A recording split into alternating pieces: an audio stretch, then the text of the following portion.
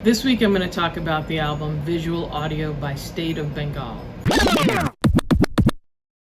It was released in 98 or 99, depending on who you asked. State of Bengal was born Saifullah Sam Zaman in 1965, and we share a birthday. State of Bengal was originally a dance and hip-hop crew that comprised of different members, including Sam's brother Didar, who was, as I mentioned earlier episode, part of Asian Dove Foundation, and MC Mushtaq, who ended up being part of Fundamental, which was the band that was part of Nation Records. A whole other story. Back to State of Bengal. State of Bengal evolved into DJ State of Bengal, which was really Sam. He was a resident DJ and part of the legendary Anoka Club Night in Hoxton Square, East London. The night was run by Sweetie Kapoor and Talvin Singh. A compilation album was produced, Anoka Sounds of the Asian Underground, and two tracks that were on that album are on this album, Chittagong Chill and the iconic Flight IC408.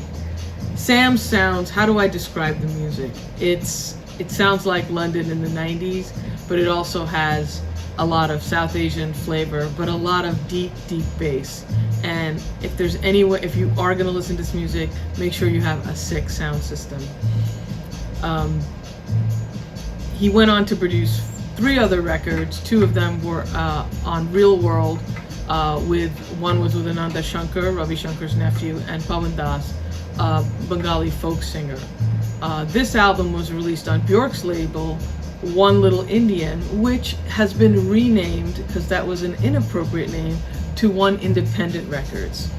Bjork's relationship with Sam evolved as Bjork used to go to Anoka. He ended up opening for her and doing a remix for her as well. He also did remixes for Massive Attack and even Rise superstar Khalid. Sam came to New York several times as a DJ. We had him at Mutiny Club nights, and he was a very interesting guy, and my fondest memories of him is him really not understanding why he couldn't get clam chowder, New England clam chowder, in the middle of summer in Brooklyn.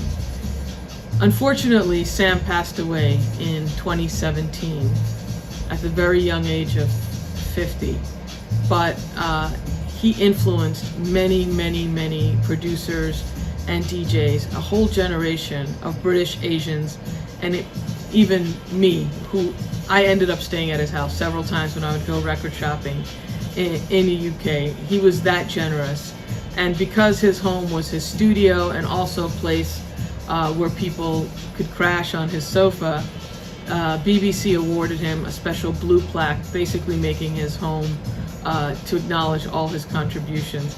Another memory I have, how could I forget this? I took Sam to Harvard with me, and he gave an artist talk. The South Asian Students Group flew him in, and yeah, that was Sam.